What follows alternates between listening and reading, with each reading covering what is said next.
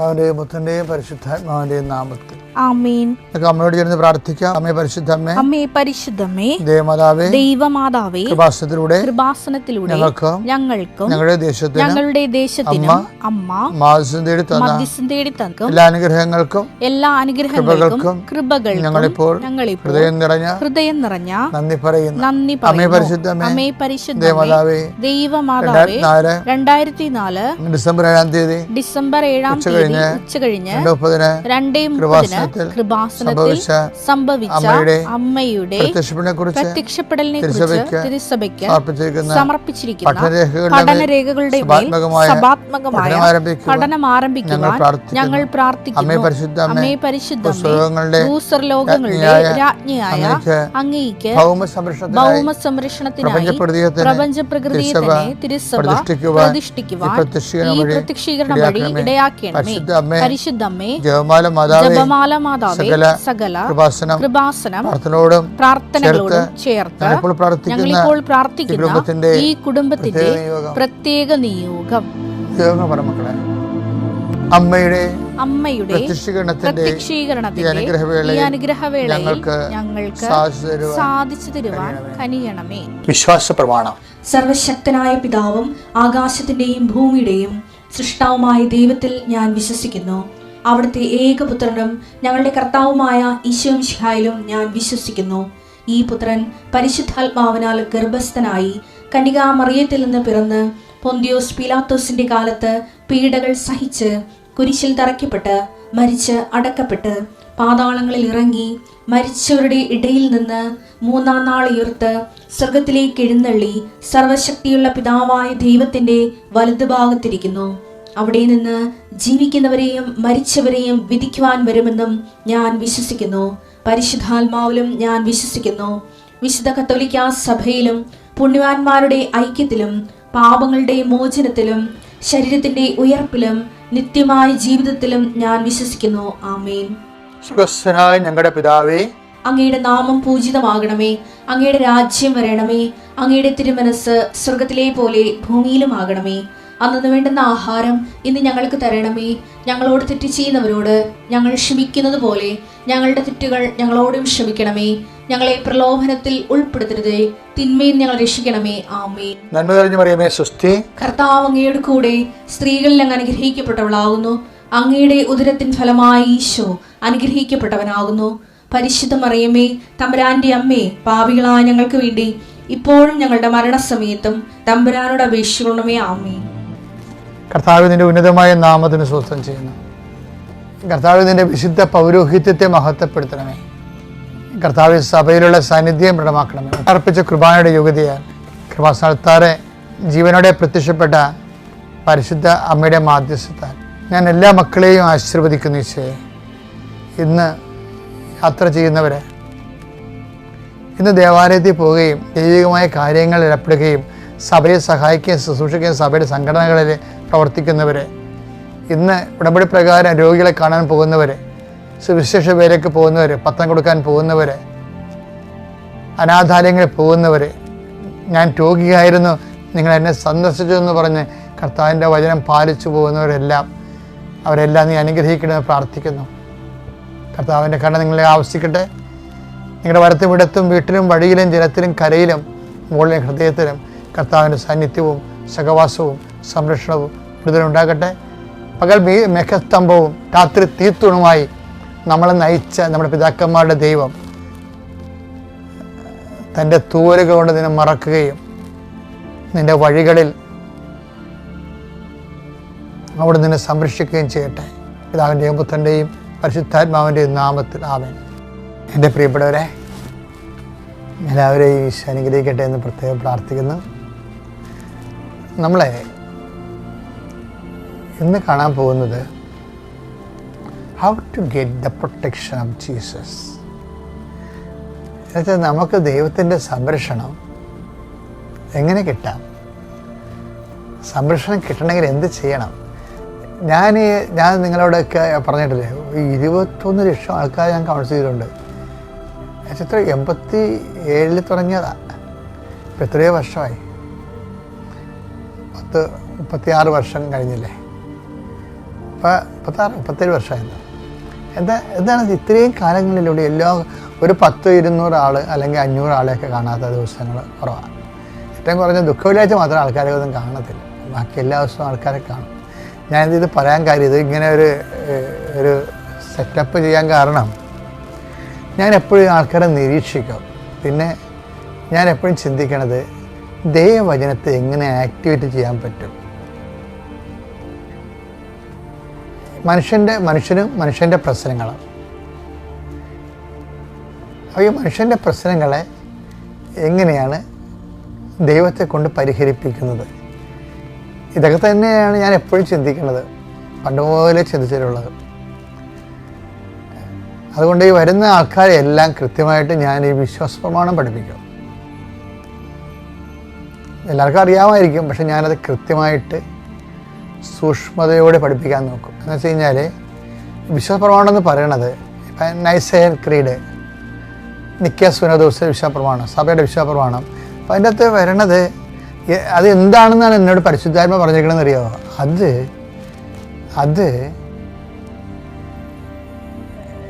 അത് വിശ്വാസത്തിൻ്റെ എക്സ്പ്രഷൻസാണ്. അതെങ്ങനെയാണ്?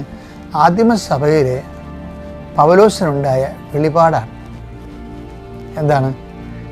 യേശു കർത്താവാണെന്ന് അധരം കൊണ്ട് ഏറ്റു പറഞ്ഞാൽ ദൈവം അവനെ മരിച്ചവരിൽ നിന്ന് ഉയർപ്പിച്ചെന്ന് ഹൃദയത്തിൽ വിശ്വസിച്ചാൽ നീ രക്ഷ പ്രാപിക്കും. രക്ഷയെന്ന് പറയണത് അതുപോലെ ഈശോ തന്നെയാണ്. ഇത് ഞാൻ എപ്പോഴും പറഞ്ഞുകൊണ്ടിരിക്കും എല്ലാ ധ്യാനങ്ങളിലും. എൻ്റെ ധ്യാനത്തിൻ്റെ പ്രധാനപ്പെട്ട പ്രമേയം എന്ന് പറഞ്ഞു കഴിഞ്ഞാൽ എന്താണ്? അത് 10:9, റോമ 10:9, പിന്നെ ലൂക്ക 2:30. ഇപ്പം രക്ഷ എങ്ങനെയാണ് പ്രാപിക്കണത്?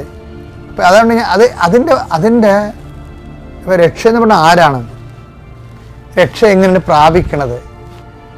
ഞാൻ അങ്ങനെയൊക്കെ ചിന്തിക്കണല്ല, പരിശുദ്ധാത്മാവിൽ പ്രാർത്ഥിക്കുന്നത്. നമ്മുടെ ആധ്യാത്മിക ലക്ഷ്യം എന്താണ്? യമനിയമാസന, പ്രാണായാമ, പ്രത്യാസന, നിധിധ്യാസന, സമാധി, അങ്ങനെ ഒരു സമാധിയിലേക്ക് പോകുന്നതല്ല നമ്മുടെ ലക്ഷ്യം. നമ്മുടെ ആധ്യാത്മിക ലക്ഷ്യം ഈ ക്രിസ്തുവിനെ അനുഭവിക്കുകയാണ്. അപ്പോൾ നിനക്കൊരു പ്രശ്നം ഉണ്ടെങ്കിൽ അത് ക്രിസ്തുവിനെ അനുഭവിക്കാനുള്ള പുതിയൊരു വാതിൽ തുറന്നു വരികയാണ്, സാധ്യതയാണ്. അപ്പോൾ ക്രിസ്തുവിനെ അനുഭവിക്കണമെങ്കിൽ എന്ത് ചെയ്യണം? അപ്പോൾ ആ പ്രശ്നകാലങ്ങളിൽ തന്നെ വിശ്വാസം പ്രഖ്യാപിക്കണം. വിശ്വാസത്തെ നമുക്കറിയാം, വിശ്വാസം എന്ന് പറയുന്നത് പലപ്പോഴും ഒരറിവിൻ്റെ തലത്തിലുള്ള വിശ്വാസമുണ്ട്, അല്ലേ? വിശ്വാസം കേൾവി എന്നൊക്കെ പറയത്തില്ലേ? കേൾവി യേശുക്രിസ്തുവിനെ കുറിച്ചുള്ള പ്രസംഗങ്ങളിൽ ഒന്നാണ്. അപ്പം എന്തെങ്കിലും വിശ്വാസമല്ല ഉള്ളത്, ക്രിസ്തുവിനെ കുറിച്ചുള്ള വിശ്വാസങ്ങളാണ്. ഞാനിത് പറയണ കാരണം, അതായത് നിങ്ങളിപ്പോൾ ഞാൻ പറഞ്ഞത് എല്ലാം വചനങ്ങളില്ലേ, ഒന്ന് ചിന്തിച്ച് നോക്കിയാൽ നിങ്ങൾ. ആദ്യം വിശ്വാസം അറിവിൽ നിന്ന് വരണ കാണാം. എന്തറിവാണ്? വിശ്വാസം കേൾവിയിൽ നിന്ന്. 10:17 റോമ. ആകയാൽ വിശ്വാസം കേൾവിയിൽ നിന്ന്, കേൾവി ക്രിസ്തുവിനെ പറ്റിയുള്ള പ്രസംഗത്തിൽ നിന്നുമാണ്. ഇത് ഇതിനൊക്കെ 100 പ്രാവശ്യം നിങ്ങൾ കേട്ടിട്ടുണ്ട്. പക്ഷെ ഇതാണ് അടിത്തറ ഉറപ്പിച്ചില്ലെങ്കിൽ ഉത്തരവിധാനമൊക്കെ ഇങ്ങനെ വിണ്ടുകേറി വരും. പ്രത്യേകിച്ച് കാറ്റും മഴ ഉണ്ടാകുമ്പോൾ. കർത്താവ് ഒരു കാര്യം പറഞ്ഞ് ഓർക്കുന്നുണ്ടോ? എന്താണ്? ഇപ്പം അടിത്തറ എന്താണ്? വിശ്വാസം കേൾവിയിൽ നിന്നും. കേൾവി എന്താണ്? യേശുക്രിസ്തുവിനെ കുറിച്ചുള്ള അറിവിൽ നിന്നുമാണ്, പ്രസംഗങ്ങളിൽ നിന്നുമാണ്. അപ്പോൾ യേശുക്രിസ്തുവിനെ ബേസ് ചെയ്താണ് വിശ്വാസം ഉള്ളത്, അല്ല എന്തെങ്കിലും വിശ്വസിക്കുകയല്ല. ഇപ്പം ചില ആൾക്കാർ, ചില സെക്കുലറായിട്ടുള്ള ആൾക്കാർ, ഈവൻ പ്രീസ്റ്റ് പോലും പറയും അച്ഛൻ ചെയ്യണത് ഫെയ്ത്തിസമാണെന്ന് പറയും. അപ്പോൾ ഞാൻ വിവരക്കേട് പറയുമ്പോൾ ഞാൻ മിണ്ടത്തില്ല. കാര്യം ഞാൻ മിണ്ടിയാൽ എനിക്ക് അവർ ഒഫൻഡ് ചെയ്യേണ്ടി വരും. എന്താ കാര്യം? ഫെയ്ത്തിസം എന്ന് പറഞ്ഞാൽ ഈ ഒരു കാലത്ത് യൂറോപ്യൻസ് ലോകത്ത് സംഭവിക്കുന്ന ദൈവികമായ ഇടപെടലിനൊക്കെ വിളിച്ച പേര് ഫെയ്ത്തിസം എന്നാണ്. എന്ന് വെച്ച് കഴിഞ്ഞാൽ എന്നിട്ട് ഈ ഫെയ്ത്തിസം എന്ന് പറഞ്ഞാൽ പറയും ക്രിസ്തു പോലും ഫെയ്ത്തിസമാണ് ഉപയോഗിച്ചതെന്ന് പറയും. എന്താണ്? നിൻ്റെ വിശ്വാസം നിന്നെ രക്ഷിച്ചിരിക്കുന്നു. അങ്ങനെയൊന്നുമല്ല. അതായത് വിശ്വാസം എന്ന് പറയണത് നമുക്കൊരു വിശ്വാസം ഉണ്ടാകണത് ആത്മവിശ്വാസം, ആത്മധൈര്യം. ഇപ്പം ആൾക്കാർക്ക് കമ്പിയെക്കൂടി നടക്കത്തില്ലേ, ഒരു വലിയ റോഡൊക്കെ പിടിച്ചുകൊണ്ട് അവർ ബാലൻസ് പോകാതിരിക്കാൻ കമ്പിയെക്കൂടി നടക്കും. സർക്കസുകാർക്ക് അവരുടെ ബാലൻസിൽ അവർക്കൊരു വിശ്വാസമുണ്ട്. അങ്ങനെയുള്ള വിശ്വാസമല്ല, അതിനാണ് ഫെയ്ത്തിസം എന്ന് പറയുന്നത്. അവരുടെ കഴിവിൽ, അവരുടെ മെയ് വഴക്കങ്ങളിൽ, ശീലങ്ങളിലൊക്കെ ഉള്ള വിശ്വാസം. അങ്ങനെയല്ല. We believe in A person. ഒരു വ്യക്തിയിലാണ് നമ്മൾ വിശ്വസിക്കുന്നത്. മനസ്സിലായില്ലേ? നമ്മൾ ഒരു ഐഡിയയിൽ പോലും അല്ല വിശ്വസിക്കുന്നത്. ഇപ്പോൾ മാർക്സിസം ഒരു ആശയത്തിലാണ് വിശ്വസിക്കുന്നത്. നമ്മൾ വിശ്വസിക്കുന്നത് ഒരു വ്യക്തിയിലാണ് വിശ്വസിക്കുന്നത്. അപ്പോൾ ഈ വ്യക്തിയെ നമുക്ക് അനുഭവിക്കാൻ സാധിച്ചാൽ നമ്മുടെ പ്രശ്നങ്ങൾക്ക് പരിഹാരമായെന്നുള്ളതാണ് ബൈബിൾ നൽകുന്ന ഏറ്റവും വലിയ റെവലേഷൻ എന്ന് പറയുന്നത്, വെളിപാട്. അപ്പോൾ ഈശോ തന്നെ പറഞ്ഞല്ലേ, വ്യക്തി എന്ന് പറഞ്ഞാൽ ആരാണ്? ഈ വ്യക്തിയെ സംബന്ധിച്ചിടത്തോളം ബൈബിൾ പറയും, ലൂക്കാ 2:30, എന്തെന്നാൽ സകല ജനതകൾക്കും വേണ്ടി അങ്ങ് ഒരുക്കിയിരിക്കുന്ന രക്ഷ എന്റെ കണ്ണുകൾ കണ്ടു കഴിഞ്ഞു. അപ്പൊ രക്ഷ എന്ന് പറഞ്ഞാൽ ആരാ? ക്രിസ്തുവാണ്. ഇപ്പൊ റോമ 10:9 നമ്മൾ വായിച്ചേ, 10:9 വായിച്ചേ. ഇത് ഞാൻ നിങ്ങളെ കാണാതെ പഠിപ്പിക്കും. എന്താണെന്നറിയോ? ഇതിപ്പോൾ നിങ്ങൾ ചിലർ പറയുക, ഇപ്പം ഇത് അച്ഛൻ എപ്പോഴും പറയണതാണിത്, ഇത് തന്നെ ഇനി ഞാൻ മരണം വരെ പറഞ്ഞുകൊണ്ടിരിക്കും. കാര്യം ഇതാണ് ഇതിൻ്റെ ഫൗണ്ടേഷൻ. എന്താണ്? 10:9 വായിച്ചേ. ആകയാൽ യേശു കർത്താവാണ് എന്ന് അധരം കൊണ്ട് ഏറ്റുപറയുകയും. അപ്പൊ ആരാണ് യേശു? യേശു എന്ന് പറഞ്ഞ കർത്താവ് എന്ന് വെച്ച് കഴിഞ്ഞാൽ യേശു കർത്താവാണെന്ന് ആദരം കൊണ്ട് ഏറ്റുപറയുകയും ദൈവം അവനെ മരിച്ചവരിൽ നിന്ന് ഉയർപ്പിച്ചുവെന്ന് ഹൃദയത്തിൽ വിശ്വസിക്കുകയും ചെയ്താൽ നീ രക്ഷ പ്രാപിക്കും. എന്ന് പറഞ്ഞു കഴിഞ്ഞാൽ യേശു കർത്താവാണെന്ന് വിശ്വസിക്കണം രക്ഷ പ്രാപിക്കണമെങ്കിൽ. ശുദ്ധ പരമ ദിവ്യകാരുണ്യത്തിന് അപ്പോൾ ഈ വചനങ്ങള് എല്ലാം നിറവേറാനുള്ളതാണ്. അത് നമ്മുടെ കാലം കഴിഞ്ഞാലും എത്രയോ വർഷം കഴിഞ്ഞാലും ലോകം അവസാനിക്കുന്ന വരെ വചനം മനുഷ്യൻ്റെ ജീവിതത്തിൽ നിറവേറിക്കൊണ്ടിരിക്കും. പക്ഷേ ഈ വചനത്തെ നിറവേറ്റാനുള്ള ഏറ്റവും വലിയ സൊല്യൂഷൻ എന്താണ്? That is covenant. അതാണ് ഉടമ്പടിയുടെ ഒരു ബലമെന്ന് പറയണത്. ഉടമ്പടി പ്രകാരമാണ് വചനം നിറവേറുന്നത്. ഒരു പ്രാർത്ഥനാ പ്രകാരം സിംഗിൾ പ്രെയർ എന്ന് പറയുന്നത്, ഞാൻ എപ്പോഴും പറയാം, സിംഗിൾ ഫേസാണ്. പക്ഷെ ഒരു വചനം എപ്പോഴും നിറവേറുന്നത് ഞാൻ നിന്നോട് പറഞ്ഞ വചനങ്ങൾക്ക് മാറ്റം വരികയില്ലെന്നാണ് പറയണത്. അങ്ങോട്ടും ഇങ്ങോട്ടും പറഞ്ഞ വചനങ്ങളുണ്ട്, ഉടമ്പടി വചനങ്ങൾ. ഇപ്പം ഞാൻ നിന്നോട് പറഞ്ഞ വചനങ്ങൾ എന്താണ്? ഞാൻ നിന്നോട് പറഞ്ഞ വചനങ്ങൾക്ക് മാറ്റം വരികയില്ല. കാര്യം എന്താണ്? ഞാൻ നിന്നോട് പറഞ്ഞതെല്ലാം നിറവേറ്റും. ഇപ്പോഴ് കർത്താവിൻ്റെ വചനത്തിൽ ഞാൻ നിന്നോട് പറഞ്ഞതെല്ലാം നിറവേറ്റും. അതായത് മത്തായി 5:18 ആകാശവും ഭൂമിയും കടന്നു പോകുന്നതുവരെ സമസ്തവും നിറവേറുവോളം നിയമത്തിൽ നിന്ന് വള്ളിയോ പുള്ളിയോ മാറുകയില്ലെന്ന് സത്യമായി ഞാൻ നിങ്ങളോട് പറയുന്നു. ദൈവത്തിൻ്റെ വചനത്തിൻ്റെ വിഷയം അതെല്ലാം പൂർണ്ണമായിട്ട് നിറവേറും. എന്താ കാര്യം? ഉൽപ്പത്തി 28:15 ഉൽപ്പത്തി 28:15 ശ്രുതികട്ടെ. ഹല്ലേലൂയ ഹല്ലേലൂയ ഹല്ലേലൂയ ഹല്ലേലൂയ ഹല്ലേലൂയ ഉൽപ്പത്തി 28:15 നിന്നോട് പറഞ്ഞതൊക്കെ നിറവേറ്റുന്നത് വരെ. ഒന്ന് പറഞ്ഞേ, ഏറ്റു പറഞ്ഞ ശ്രുതി പറഞ്ഞേ, ഇടിമുഴക്കം പോലെ പറഞ്ഞേ. നിന്നോട് പറഞ്ഞതൊക്കെ നിറവേറ്റുന്നത് വരെ ഞാൻ നിന്നെ കൈവിടുകയില്ല.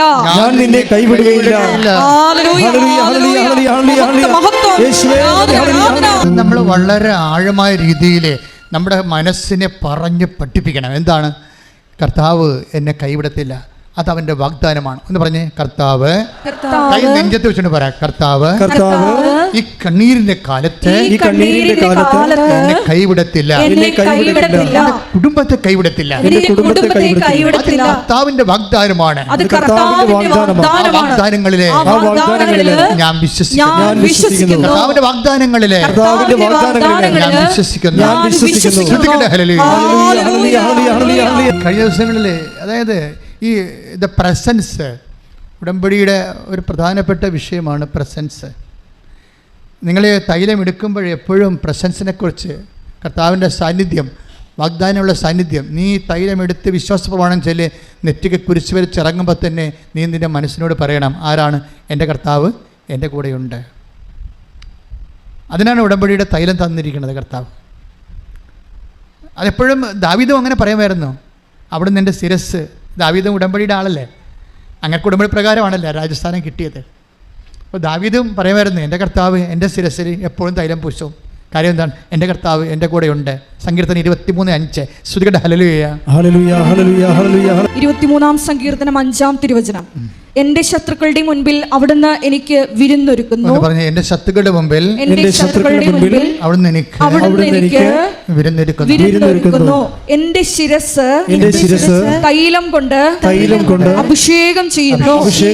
എന്റെ പാനപാത്രം കവിഞ്ഞൊഴുകുന്നു. അതായത് ഈ ശിരസ് തൈലം കൊണ്ട് പൂശണത്, അതായത് മരണത്തിൻ്റെ ഇരുൾ വീണ താഴ്വരയിലൂടെയാണ് നടക്കുന്നതെങ്കിലും അവിടുന്ന് എൻ്റെ കൂടെയുള്ളതിനാൽ ആ കൂടെയാണ് തൈലപ്പൂശലിലൂടെ നമുക്ക് കിട്ടുന്നത്. തൈലം എപ്പോൾ പൂശാലും ഓർക്കണം, യാക്കോബ് കല്ലിലൊഴിച്ച തൈലം, ദാവീദ് നെറ്റിയിലൊഴിച്ച തൈലം, അഭിഷേക തൈലം, എൻ്റെ കർത്താവ് എൻ്റെ കൂടെ ഉറപ്പ് വരുത്തുന്ന ഉടമ്പടിയുടെ തൈലം, അത്താൽ എന്നെ അഭിഷേകം ചെയ്യണമേ. ശ്രദ്ധിക്കട്ടെ.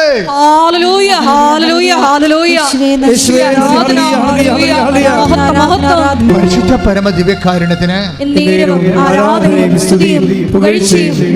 പരിശുദ്ധ പരമ ദിവ്യകാരുണ്യത്തിന് എനിക്ക് എൻ്റെ സഹോദരനോട് പറയാനുള്ളത്, നിങ്ങൾ ഉടമ്പടി എടുക്കുന്നത് ഒരു പ്രത്യേക വിഷയത്തിന് വേണ്ടിയാണ്. ജോലി, വീട്, വിവാഹം, പരീക്ഷ, ഇൻ്റർവ്യൂ.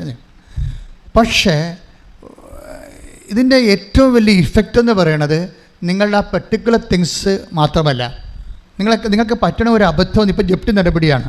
അപ്പോൾ നിങ്ങൾ ജപ്തി നടപടി മാറുക എന്നുള്ള വിഷയത്തിനായിരിക്കും നിങ്ങൾ ഓവർ ഇമ്പോർട്ടൻസ് കൊടുക്കുന്നത്. പക്ഷേ അതിനേക്കാൾ വലിയ സംഭവം അവിടെ നടക്കുന്നുണ്ട്. എന്താ കാര്യം? നിൻ്റെ ദൈവം നിൻ്റെ കൂടെ യാത്ര ചെയ്യുന്നു. ഇപ്പോൾ റീജ അഗസ്റ്റിൻ്റെ ഒരു സാക്ഷ്യം ഈ ദിവസങ്ങളിലെ നല്ല സാക്ഷ്യങ്ങളൊന്നാണ്. റീജ അഗസ്റ്റിന് അതായത് അവർ കാനഡയിലാണ്, സിലിക്കൺ വാലിയിൽ. അവർ 10-12 കൊല്ലമായിട്ട് അവിടെയാണ്. അപ്പോൾ അവരുടെ സാക്ഷ്യത്തിൽ ഉള്ള പ്രത്യേകത, അവർക്ക് ഒരു ദിവസം വെളുപ്പിന് 4:30 ഗാരേജിൽ നിന്ന് വണ്ടി എടുക്കണം. കാരണം 5:30 പോകേണ്ടത്. പക്ഷെ അവിടെ എന്തോ ഒരു ടൈമിൻ്റെ ഒരു ചേഞ്ച്, അവർ ആ രാജ്യത്ത് ക്ലോക്ക് തിരിച്ചു വെക്കുന്ന ടൈം സേവിങ് എന്തോ ഒരു പരിപാടിയുണ്ട്. അത് മൊത്തം അങ്ങനെ ബാധിക്കും. ഒരു 3 മാസമൊക്കെ നിൽക്കും അത്. അപ്പോൾ അതുകൊണ്ട് 5:30 പോകേണ്ട ആൾ 4:30 പോകണം. അപ്പോൾ 4:30 പോയി ഗാരേജിൽ നിന്ന് വണ്ടി എടുക്കുമ്പോൾ ആദ്യമായിട്ടാണ് ഭർത്താവാണ് സാധാരണ എടുക്കണത് വണ്ടി. ഗാരേജിൽ നിന്ന് വണ്ടി കൊണ്ടുവരണം, കുറച്ച് ദൂരത്തിലാണ്. ഇപ്പോൾ ഇന്ന് ഹസ്ബൻഡ് പറഞ്ഞിട്ട് നീ പോയി വണ്ടി എടുത്ത് വരാൻ പറഞ്ഞു. 4:30 വെളുപ്പിന്. അപ്പോൾ വണ്ടി എടുക്കുന്നവർക്ക് പേടിയാണ്. എങ്കിലും പറഞ്ഞത് കാര്യം അദ്ദേഹം ഒരുമിച്ച് പോകണം. കാര്യം ഇത് കുറച്ച് 2 മണിക്കൂർ യാത്രയുണ്ട്. അതിനുശേഷമാണ് ജോലി. ഒരു ദിവസം 10 മണിക്കൂർ ജോലിയുണ്ട്. പിന്നെ ടൈറ്റ് ടൈം ടേബിളാണ്. അപ്പോൾ അതുകൊണ്ട് ഈ ജോലി നിനക്ക് പറയണത് പെട്ടെന്ന് പോയി എടുത്തുകൊണ്ട് വരണം, അല്ലെങ്കിൽ അങ്ങോട്ടും ഇങ്ങോട്ടും വർക്ക് ഷെയർ ചെയ്തല്ലേ ജീവിക്കണത്. അപ്പോൾ ഒരാൾ എടുക്കാൻ പറഞ്ഞാൽ പിന്നെ എനിക്ക് പറ്റത്തില്ലെന്ന് പറയാൻ പറ്റത്തില്ല, നമ്മൾ പോയി എടുക്കേണ്ടി വരും. വണ്ടി എടുക്കാൻ വേണ്ടി പോകുമ്പോൾ ഇവർക്ക് പേടിയാണ്, ഇതുവരെയൊക്കെ എടുത്തിട്ടുമില്ല. അങ്ങനെ എനിക്ക് പേടിയാണ് അമ്മയെന്ന് പറഞ്ഞ് ഇവർ വണ്ടി ഗാരേജിൽ കയറി വണ്ടി എടുത്തു. വണ്ടി സ്റ്റാർട്ട് ചെയ്തപ്പോൾ ഇവൾ തിരിഞ്ഞു നോക്കുമ്പോൾ അടുത്ത സീറ്റിൽ ആ വെളുപ്പം കാലത്ത് ഈ ചാര നിറത്തിലുള്ള സാരിയും ചുറ്റി അമ്മ ഇവളുടെ കൂടെ ഇരിക്കണം. ഞാൻ നിങ്ങളോടൊരു കാര്യം പറഞ്ഞില്ലേ, നമ്മളൊക്കെ ചിന്തിക്കുന്നതിൻ്റെ അപ്പുറത്താണ് ഇപ്പോൾ ഉടമ്പടി ഇങ്ങനെ സഞ്ചരിച്ചു പോണത്. ഞാനും അമ്മ ആദ്യം ഉടമ്പടി തരുമ്പോൾ ഓർത്തില്ല, എനിക്കിതിനെക്കുറിച്ചൊക്കെ അത്ര ആധികാരികമായിട്ട് അറിയത്തില്ലായിരുന്നു. പക്ഷെ ഉടമ്പടി അനാദികാലം മുതൽ ദൈവത്തിൻ്റെ വാക്കുകൾ പാലിക്കുന്ന, ദൈവം വാഗ്ദാനം പാലിക്കുന്ന ഒരുപക്ഷെ ഒരേ ഒരു ഫോർമാറ്റാണിത്. ദൈവം എന്തൊക്കെ പറഞ്ഞിട്ടുണ്ട് അത് ഉടമ്പടി പാലിക്കും.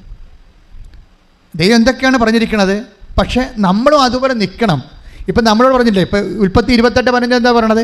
ഞാൻ നിന്നോട് പറഞ്ഞിട്ടുള്ളതെല്ലാം ഞാൻ പാലിക്കുന്നവരെ നിന്നെ വിട്ട് പിരിയത്തില്ലെന്ന് പറഞ്ഞിട്ടില്ലേ? അതൊക്കെ വാഗ്ദാനമാണ്, ഇട്ടിമുഴക്കമുള്ള വാഗ്ദാനമാണ്. ഒന്ന് പറഞ്ഞേ, ഞാൻ നിന്നോട് പറഞ്ഞിട്ടുള്ളതെല്ലാം നിറവേറ്റുന്നതുവരെ നിന്നെ വിട്ട് പിരിയത്തില്ല. അപ്പോൾ അത് ദൈവത്തിൻ്റെ വാഗ്ദാനമാണ്. അപ്പോൾ ആ വാഗ്ദാനത്തിലാണ് ഈ അഷ്വറൻസിൽ അമ്മ കൂടെ വരുന്നത്. അപ്പോൾ നമുക്ക് അതായത് നമ്മൾ ആദ്യമൊക്കെ ജനങ്ങൾ സഞ്ചാരി മാതാവെന്നൊക്കെ വിളിക്കുമ്പോൾ എനിക്കൊരു ചെറിയ ചമ്മലായിരുന്നു. ഇനി പുതിയ മാതാവിനെ ആൾക്കാർ ഇറക്കിക്കൊണ്ട് വരികയാണ്, ഇതിപ്പോൾ സഭ എങ്ങനെ ഇതിനെ കാണുമെന്നൊക്കെ എനിക്ക് അറിയത്തില്ലായിരുന്നു. അതുകൊണ്ട് ഞാൻ സഞ്ചാരി മാതാവെന്നൊന്നും ആരും പറഞ്ഞില്ല. എല്ലാ മാതാവില്ലേ, പിന്നെ എന്തിനാ പുതിയ പേരിടണം. പക്ഷേ ഈ സാക്ഷ്യങ്ങൾ കേട്ട് വരുമ്പോൾ സഞ്ചാരത്തിനേക്കാൾ അപ്പുറത്താണ് സാന്നിധ്യം നൽകണത്. എവിടെയാണ് നിനക്കൊരാവശ്യമുള്ളത്, അവിടെ എന്ത് വിഷയത്തിനാണ് ആവശ്യമുള്ളത്, അവിടെ നിന്നോട് പറഞ്ഞിട്ടുള്ളതെല്ലാം നിറവേറ്റുമ്പോഴും I will not let you orphan, ഞാൻ നിന്നെ ഒരു കാലത്ത് നിന്നെ പിരിഞ്ഞു പോകത്തില്ലെന്ന് കൈയിടിച്ച് കർത്താവിനെ സ്തുതിയിടലി.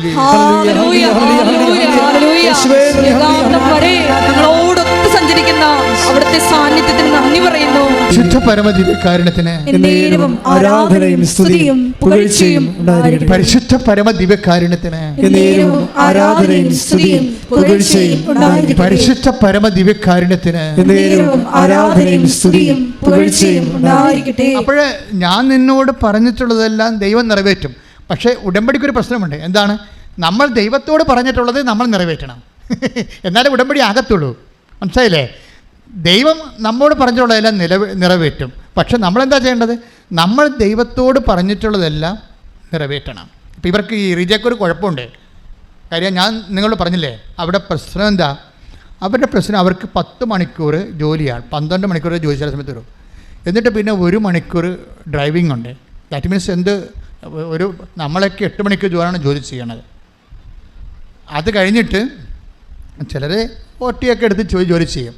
ഇത് സ്ഥിരമായിട്ട് 10 മണിക്കൂറാണ് അവരുടെ വർക്കിംഗ് അവേഴ്സ്. അത് കഴിഞ്ഞിട്ട് ഇവർ വരുമ്പോൾ ടയർഡായി പോകും. ഇവർ പറയണത്, ഞാൻ ആ ഉടമ്പടിയുടെ അരമണിക്കൂർ വചനം വായിക്കത്തില്ല. എന്നിട്ട് ഞാൻ പറയും ഹസ്ബൻഡ് വായിക്കട്ടെന്ന് പറയും. ഹസ്ബൻഡ് എൻ്റെ ഭർത്താവാണല്ലോ, അപ്പോൾ അദ്ദേഹം വായിക്കുമ്പോൾ അദ്ദേഹത്തെ എൻ്റെ അക്കൗണ്ടിലാക്കുമെന്ന് ഞാൻ. അവർ വളരെ സിൻസിയറായിട്ടാണ് പറയണത്, മാത്തമാറ്റിക്കലായിട്ട് പറയണത്. ഹസ്ബൻഡ് വായിക്കുമ്പോൾ കർത്താവിനോട് ഞാൻ പറയും ഹസ്ബൻഡ് വായിക്കുന്നുണ്ട്, അത് എൻ്റെ പേരിൽ നീ ആക്കി എടുത്തേക്കണമെന്ന്. അപ്പോൾ അവർ ഭയങ്കര കമ്മ്യൂണിക്കബിളാണ് ദൈവമായിട്ട്. അതാണ് ഈ വന്നൊക്കെ കൂടെ ഇരിക്കണതേ. ആ വിശ്വസിക്കുമ്പോൾ ഇങ്ങനെ ഒക്കത്തില്ലേ, കിട്ടുക വരുവോ ഇല്ലേ, ശരിയാണോ എന്നൊക്കെ പറഞ്ഞ് സംശയിച്ചല്ല. അവർ പറഞ്ഞത് എന്താണ്? എനിക്ക് 10 മണിക്കൂർ വർക്കുണ്ട്, പിന്നെ എനിക്ക് 1 മണിക്കൂർ ഡ്രൈവ് ഉണ്ട്, അങ്ങോട്ടും ഇങ്ങോട്ടും 2 മണിക്കൂർ ഡ്രൈവിങ്ങിന് പോകും. അപ്പോൾ അത് കഴിയുമ്പോൾ എനിക്ക് വായിക്കാനുള്ള സമയമില്ല. അതുകൊണ്ട് ഹസ്ബൻഡ് വായിക്കുമ്പോൾ അത് നീ എൻ്റെ അക്കൗണ്ടിലാക്കി നീ അത് വരവ് വെക്കണമെന്ന് പറയും. പക്ഷേ അമ്മ പിറ്റേ ദിവസം വരുമ്പോൾ ഒരു ചുരുൾ കൊണ്ടുവന്ന് കാണിക്കും. എന്താണ് ചുരുളെന്ന് പറഞ്ഞാൽ? എന്താണ്? വചനമാണ്. വചനം നമുക്കറിയാം. വചനത്തിന് ചുരുളെന്നല്ലേ പറയണത്. വളരെ പറയുന്നുണ്ട് ചുരുൾ കാണിക്കുക എന്ന് വെച്ച് കഴിഞ്ഞാൽ നീ വായിക്കേണ്ടത്, നീ എന്നോട് പറഞ്ഞത്, നീ ചെയ്യാവുന്നതല്ലേ പറഞ്ഞത്, അത് നീ തന്നെ ചെയ്യണം. അതാണ് ചുരുൾ കാണിക്കുന്നത്. അപ്പോൾ നമ്മൾ എവിടെയെങ്കിലും മിസ്സായി പോയിട്ടുണ്ടെങ്കിൽ നോക്കണം. അതായത് നിങ്ങൾക്ക് ഉണ്ടാകുന്നൊരു കുഴപ്പം എന്താ അറിയാമോ? നിങ്ങൾക്ക് ഉണ്ടാകുന്നൊരു പ്രശ്നം, നിങ്ങളുടെ ആ വിഷയത്തിലാണ് പ്രാധാന്യം കൊടുക്കുന്നത്, ദൈവത്തോട് പറഞ്ഞ കാര്യത്തിലല്ല. നിങ്ങൾ ദൈവം ചെയ്ത് തരേണ്ട കാര്യത്തിലാണ് നിങ്ങൾ ദൈവത്തിൻ്റെ അത് പ്രാധാന്യം കൊടുക്കുന്നത്, ദൈവത്തിനല്ല. നിങ്ങൾ ദൈവത്തോട് പറഞ്ഞ കാര്യത്തിനല്ല പ്രാധാന്യം കൊടുക്കുന്നത്. ദൈവത്തോട് പറഞ്ഞ കാര്യത്തിൽ നിങ്ങളൊന്ന് പ്രാധാന്യം കൊടുത്ത് നോക്കിക്കേ.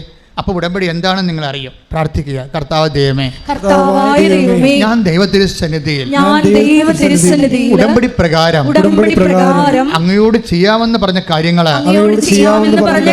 വർദ്ധിച്ച അഭിഷേകത്തോടെ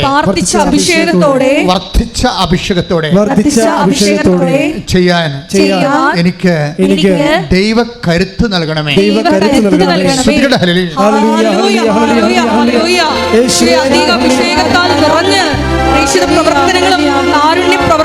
ഈ ചെയ്യുന്ന കാര്യങ്ങളുണ്ടല്ലോ, ചെയ്യുന്ന കാര്യങ്ങൾ തന്നെയാണ്. ഒരു ടിൻഡു മാനന്തവാടിയുടെ സാക്ഷ്യങ്ങൾ കേട്ടില്ലേ? ഞാൻ പറഞ്ഞില്ലേ, സാക്ഷ്യത്തിൽ നിന്നാണ് ഉടമ്പടിയുടെ നിലവാരം നമ്മൾ അറിയണത്, പ്രസൻറ്റ് നിലവാരം. ടിൻഡു മാനന്തവാടി സാക്ഷ്യം എന്താണ്? അവർ മാലദ്വീപ്സ് വർക്ക് ചെയ്യുന്നവരാണ്. അവരവിടെ നിന്ന് പോകാം, അവർക്ക് UK-യിലേക്കോ വിദേശത്തേക്കോ ഒരു ഇൻ്റർവ്യൂവും ഇല്ലാതെ, അതുപോലെ തന്നെ ഒരു ഏജൻറ്റും ഇല്ലാതെ ഭർത്താവിനും ഭാര്യയ്ക്കും കുഞ്ഞിനും ഒരുമിച്ച് വിസ കിട്ടിയ ആളാണ്. എന്താ കാര്യം? അങ്ങനെ കിട്ടാൻ കാര്യം എന്താ? ഏജൻറ്റ് പോലും ഇല്ലാതെ എന്താ കാര്യം? ഇവർ കർത്താവിനോട് പറഞ്ഞ കാര്യങ്ങൾ കർത്താവിനോട് പറഞ്ഞതിനേക്കാൾ കൂടുതൽ ഭംഗിയായിട്ട് ചെയ്തത്. അവരെന്താ പറഞ്ഞത്? അവർ ഒരു കെട്ട് പത്രം വാങ്ങിക്കുന്നതിന് പകരം ഇവർ 2000 പത്രം വാങ്ങിച്ചിരിക്കണം. 2000 പത്രം വാങ്ങിച്ചിട്ട് കേരളത്തിലും തമിഴ്നാടിൻ്റെ അതിർത്തി വരെ, മാനന്തവാടിയല്ലേ, തമിഴ്നാടിൻ്റെ അതിർത്തി വരെ കൊണ്ടുപോയി സ്കൂളുകളിൽ കൊടുത്തിട്ട് അവർ പറയുന്ന ന്യായം എന്താണെന്നറിയാമോ? പുതിയ തലമുറ കർത്താവിനെ അറിയണം. അപ്പോൾ കർത്താവിന് വേണ്ടിയുള്ള ഒരു ഉടമസ്ഥ ജോലിയാണ് ചെയ്യണത്. നിങ്ങളെ ചിലരും ഈ ഉടമ്പടി വാടകക്കാരാണ്. അതായത് നിങ്ങൾ എന്തെങ്കിലും ചെയ്തിട്ട് കർത്താവിന് വേണ്ടി ഒരു ജോലി ചെയ്യുന്നു ഉടമ്പടിക്കാലത്ത്, അതല്ല. അപ്പോൾ വാടകക്കാരും വീട്ടുകാരും തമ്മിലുള്ള വ്യത്യാസമുണ്ട്. ചില ആൾക്കാർ ഉടമ്പടിയിൽ പറഞ്ഞ കാര്യങ്ങൾ ചെയ്യാതിരിക്കുകയും അവരുടെ കാര്യങ്ങൾ മാത്രം നടന്നു എന്ന് ചിന്തിച്ച് ആകുലപ്പെടുകയും ചെയ്യുമ്പോൾ ദൈവം നിങ്ങളെ വീട്ടുകാരായിട്ട് കണക്കാക്കത്തില്ല, വാടകക്കാരായിട്ട് കണക്കാക്കത്തുള്ളൂ. ആ ഒരു നിലവാരം മാറ്റിയെടുക്കണം. ഇപ്പം ടിൻഡു എന്താ പറയണത്? പുതിയ തലമുറ കുട്ടികൾക്ക് ഞാനിത് കൊടുക്കും. എന്താ കാര്യം? കുട്ടികൾ ദൈവത്തെ അറിഞ്ഞാൽ ചെറുപ്പകാലം മുതലേ, അപ്പോൾ ദൈവസ്നേഹം ഉള്ളതുകൊണ്ട് അവർക്ക് അങ്ങനെ ചിന്തിക്കാൻ കഴിയണത്. കുട്ടികൾ ദൈവത്തെ അറിയണം. എന്നിട്ട് കുഞ്ഞുങ്ങളോടൊക്കെ അത് പറയും, ദൈവത്തെക്കുറിച്ച് പറയുകയും പത്രം കൊടുക്കുകയും. ഇപ്പോൾ പത്രം കൊടുക്കുന്ന പല ആൾക്കാരും ഈ ആഴ്ച സാക്ഷ്യം പറഞ്ഞിരിക്കുന്നത് എന്താണ്? അവർ പത്രം കൊടുക്കുമ്പോൾ അവർക്ക് ഭയങ്കര ആശ്വാസമാണ്. എന്താണ്? അവർക്ക് സിമ്പിളായിട്ട് പറയാൻ പറ്റും. കാര്യം ആ മാസത്തെ മുഴുവനും വലിയ സാക്ഷ്യങ്ങളാണ് പത്രത്തിലുള്ളത്. അപ്പോൾ അതായത് പ്രസിൻഡ എന്ന് പറഞ്ഞൊരു മോളെ സാക്ഷ്യം പറഞ്ഞ ദിവസങ്ങളിൽ പ്രസിൻഡ പറയണത്, ഞാൻ എൻ്റെ ജീവിതം തീർന്നു, ഇനി ആത്മഹത്യയെ വഴിയുള്ളെന്നും പറഞ്ഞുകൊണ്ട് ഞാൻ ദേവാലയത്തിലിരിക്കുകയായിരുന്നു. അപ്പോൾ ഒരാൾ കൊണ്ടുവന്ന്, ആളെ ഞാൻ കണ്ടില്ല, എൻ്റെ മടിയിലൊരു കൃപാസനം പത്രം ഇട്ട്. ആ സാക്ഷി നിങ്ങൾ കേൾക്കണം. ഇത് ഇന്നലെ അപ്പിയിരിക്കണതാണ്. അതോടുകൂടി ഈ കൃപാസനം ഉടമ്പടി ഇല്ലായിരുന്നെങ്കിൽ ഇത് പറയാൻ വേണ്ടി ഞാനിന്ന് ഈ ഭൂമിയിൽ ഉണ്ടാകുമായിരുന്നില്ല എന്നാണ് അവർ പറയണത്. അവരുടെ ലൈഫ് അത്രയും പോയായിരുന്നു, അത്രയും ലൈഫ്. പക്ഷേ ഇവർ ഉടമ്പടി എടുക്കാൻ വരുമ്പോൾ ഇവർ പറയണ ഒരു സംഭവമുണ്ട്. എന്താണ്? എന്നെ വിശുദ്ധ കുർബാനയുടെ കുഞ്ഞാക്കി മാറ്റണം, ഈശോയുടെ സ്വന്തം മോളാക്കി മാറ്റണം. അപ്പോൾ അവർക്ക് അവർ 10-25 വയസ്സുള്ളതാണെന്ന് തോന്നണം. പക്ഷേ ഇവർ ആദ്യം ഉടമ്പടി എടുക്കുന്നത് അവരുടെ ജോലിയോ ഒന്നുമല്ല, അവിടെ വിവാഹവും അതൊക്കെയാണ് പ്രശ്നങ്ങൾ. അവരുടെ കുടുംബത്തിൽ വേറെ കുറേ പ്രശ്നങ്ങളുണ്ട്, അതൊന്നുമല്ല. ഇവരവിടെ ചെല്ലുമ്പോൾ ആദ്യം എഴുതി വെക്കണേ, എനിക്ക് എന്നെ ഈശോയുടെ മോളാക്കി മാറ്റണേ, എന്നെ വിശുദ്ധ കുർബാനയുടെ ഉപാസകയാക്കി മാറ്റണേ എന്നാണ് ഇവരെഴുതുന്നത്. അവരെങ്ങനെയാണ് അത് എഴുതിയെന്ന് അവർക്കറിയത്തില്ല. അതിനാണ് അവർ ഷീസ് കാത്തലിക്. അപ്പോൾ വിശുദ്ധ കുർബാനയോട് അത്രയും, കാത്തലിക്സ് ആണല്ലേ എല്ലാ ദിവസവും കുർബാന ഉള്ളതും, പറ്റുന്നവരെല്ലാം കുർബാനക്ക് പോകും, കർത്താവിന് സാധിക്കുന്നവരൊക്കെ പോകും. അപ്പോൾ മറ്റു സഭകളിലെ കുർബാന അത്രയും ഒരു മസ്റ്റായിട്ട് എനിക്ക് തോന്നിയിട്ടില്ല. എൻ്റെ തെറ്റിദ്ധാരണയാണെങ്കിൽ ക്ഷമിക്കണം. അതായത് അവർ പറയുന്ന രീതിയിൽ നിന്നാണ് ഞാൻ മനസ്സിലാക്കുന്നത്, അവർ പറയുന്ന രീതിയിൽ നിന്നാണ് ഞാൻ ഇത് പറയണത്, അല്ല എൻ്റെ ഒരു അഭ്യൂഹമല്ല.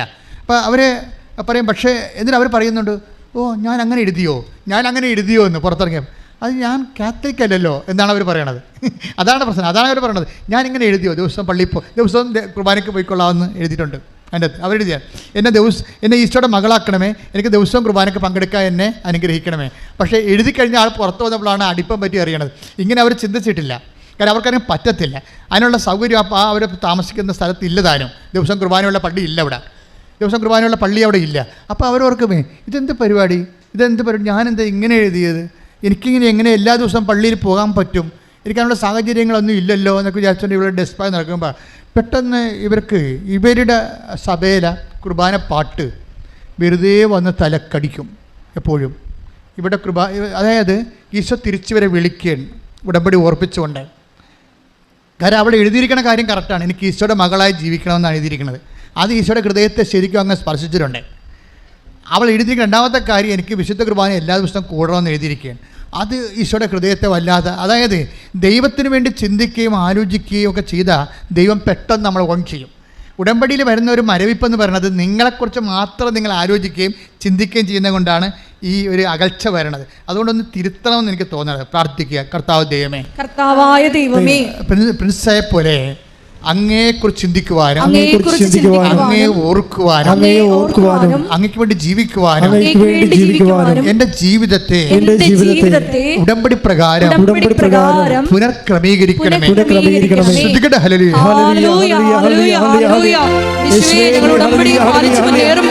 ദൈവസ്നേഹത്തിൽ എന്തെങ്കിലുമൊക്കെ തിക്തതക്കുറവ് വന്നു പോയിട്ടുണ്ടെങ്കിൽ ആരാധനയിൽ അത് പരിഹരിക്കുവാൻ ഞങ്ങളെ പ്രത്യേകമായി അഭിഷേകം ചെയ്യണമേ. അതായത് അപ്പനും അമ്മയ്ക്കും രോഗം, അവൾക്ക് രോഗം, അവൾക്ക് ജോലിയില്ല, വിവാഹം ഒക്കണില്ല, സാമ്പത്തിക കടം, ഇങ്ങനെ കുറേ വിഷയങ്ങളാണ്. അങ്ങനെ ഒരു സെറ്റപ്പിൽ അവസ്ഥയിലാണ് ഉടമ്പടി എടുക്കുന്നത്. എന്നിട്ട് ഇവള് ഇത്രയും പ്രശ്നങ്ങൾ ഉണ്ടായിട്ടും ആദ്യം എഴുതണത് എന്താണ്?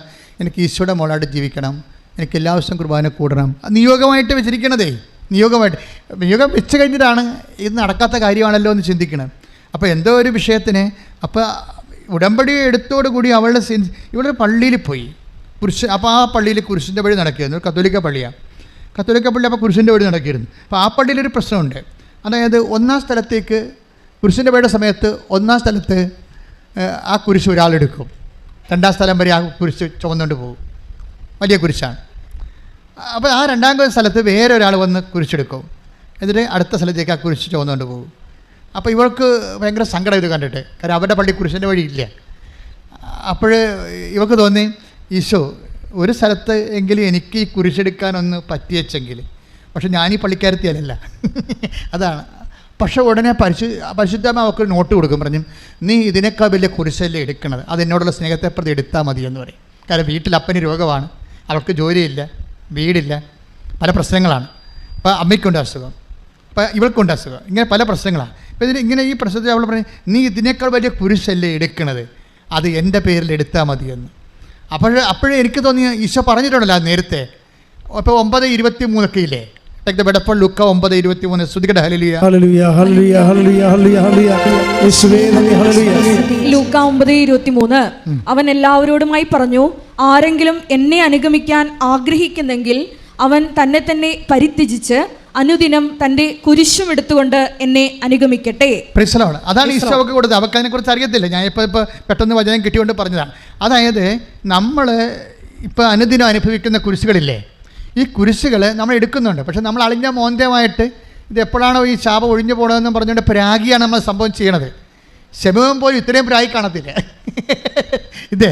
അപ്പോഴും നിങ്ങൾ ഈശോ പറഞ്ഞാൽ അത് ഈശോയുടെ വചനപ്രകാരം ഈ ക്ലേശങ്ങളെ ഈശോ അനുവദിക്കുന്നവരെ ദൈവസ്നേഹത്തോടെ എടുക്കാൻ വേണ്ടി പ്രാർത്ഥിക്കുക. കർത്താവായ ദൈവമേ, ഉടമ്പടി പ്രകാരം ഞാനിപ്പോൾ അനുഭവിക്കുന്ന